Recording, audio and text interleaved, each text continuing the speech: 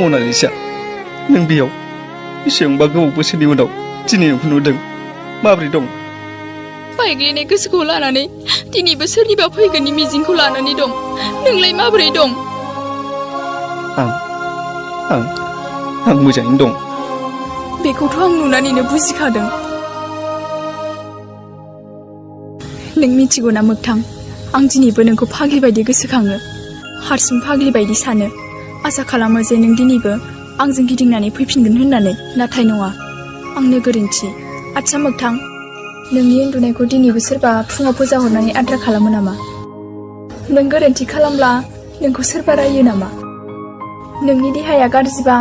नोंनि खाथियाव सोरबा जिरायफानानै थायो नामा आच्छा बुंना मोगथां आं नोंनि मा गोरोन्थि मावामोन आं नोंखौ आंनि गोसो मोदोम जिउखौ होनानै मोजां मोनदोंमोन नाथाय नों आंखौ मानो नागारलाङा मोगथां आं दिनैबो नोंखौनो नेनानै दङ